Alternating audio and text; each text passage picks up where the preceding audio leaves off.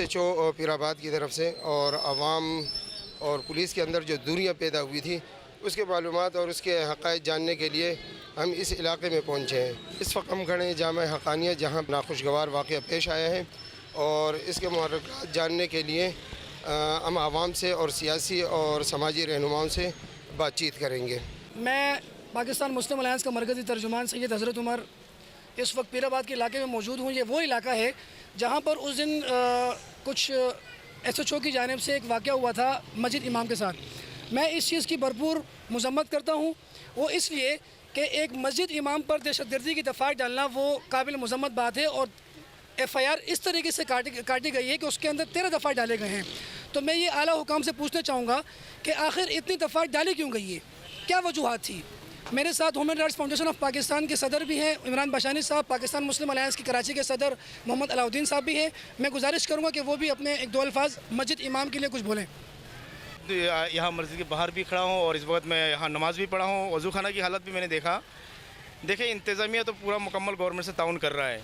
अंदर वज़ू खाना में साबुन भी रखे हुए हैं और इमाम साहब ने अपनी नमाजियों को ब्रीफिंग भी दिया है कि वो हुकूमत की जो ऑर्डर है उस पर अमल करें।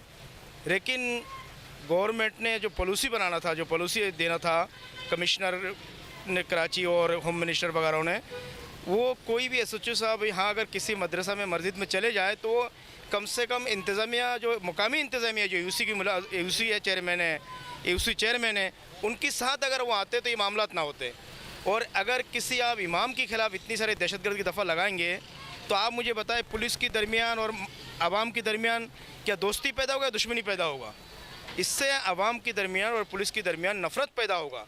लिहाजा IG साहब को, होम मिनिस्टर को, CM को फ़ौरी तौर पर इस FIR को ख़त्म करने का हुक्म दे और किसी भी शख्स को, आवाम को भी नहीं कि वो जो पुलिस इंतज़ामिया और आ रहे हैं वो भी आप ही की अपना अफसर है, आप ही की टैक्सों से पैसा लेते, वो तनख्वाह लेते, उनके साथ भी आप लोगों ने रवैया अच्छा रखना है। लेकिन ये ऐसा नहीं है कि आपने कोई भी इंतज़ामिया आया हो और अगर इंतशार के मुताबिक अगर कोई मामला हो जाए और जाके वो टसलबाजी में, खारबाजी में कि इतनी सारी दफ़ात लगा दे, ये बिल्कुल गैर मुनासिब रवैया है।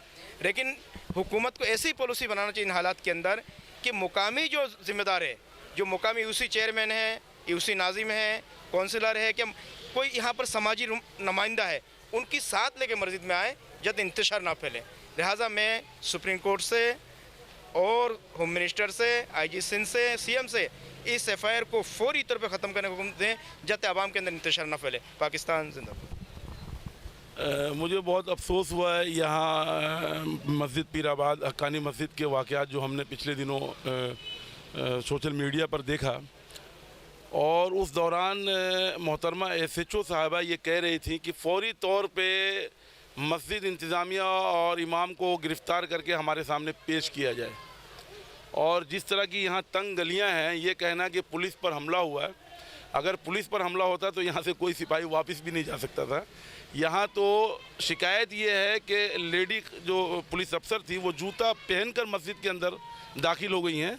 ये पाकिस्तान है, इस्लाम का किला है, ये हिंदुस्तान नहीं है कि यहाँ हिंदुस्तानी आर्मी मस्जिद में दाखिल हो जाए जूता पहनकर। ये इसराइल नहीं है, यहाँ पे इस्लाम के मानने वाले मुसलमान बसते हैं। यहाँ पे अगर कोई ख़वातीन क्या कोई जेंट्स भी जूता पहन के अगर मस्जिद के अंदर आएगा तो ये नाकाबिल बर्दाश्त और नाकाबिल तलाफ़ी है, इसको लोग माफ़ नहीं करेंगे। लिहाजा खातून SHO के रवैये और उनके अल्फाज इस बात को ज़ाहिर कर रहे थे कि वो कोई इंतकामी कार्रवाई करेंगी, और वो इंतकामी कार्रवाई FIR से साफ नुमाया तौर पे नज़र आ रहा है कि एक मस्जिद के इमाम के बारे में लिखा गया दहशतगर्दी मुकदमात लगाए गए, दहशतगर्दी के एक्ट लगाए गए। क्या मस्जिद का पेश इमाम दहशतगर्द हो सकता है? जो आज जब जैसे ज़ोहर की नमाज में मैं यहाँ पर आया तो मस्जिद के पेश इमाम साहब बयान कर रहे थे कि खुदा के लिए हुकूमती पॉलिसी और उनकी हिदायत पे अमल करें। लोगों को ये तलकीन कर रहे थे कि हुकूमत की जो पॉलिसी है वो हम पे लागू होता है, हमें चाहिए कि हम रियासत की हुक्म के मुताबिक काम करें। उसके बारे में दहशतगर्दी के दफ़ात लगाना काबिल अफसोस है। मैं वज़ीर आला सिंध से और IG सिंध से ये मुतालबा करूँगा कि अगर आप ये चाहते हैं कि पुलिस और आवाम के दरमियान दूरियां ख़त्म हो और क़ुर्बत में बदल जाए पुलिस और दहशतगर्दों के दरमियान दूरियां होनी चाहिए और आवाम के दरमियान कुर्बत होनी चाहिए। अगर पुलिस और आवाम के दरमियान कुर्बत चाहते हैं, मोहब्बत चाहते हैं, अमन व अमान चाहते हैं, तो फौरी तौर पे इमाम साहब और उनके जो अहबाब हैं उनके ख़िलाफ़ जो मुकदमात दर्ज किए गए हैं उसको ख़त्म किया जाए। ये मुतालबा हमारा है और ये मुतालबा इसलिए है कि अगर मुल्क में अमन व अमान, भाईचारगी की फ़ज़ा को कायम करना चाहते हैं तो बहुत ज़रूरी है कि हुकूमत इस पर अमल करे। बहुत शुक्रिया।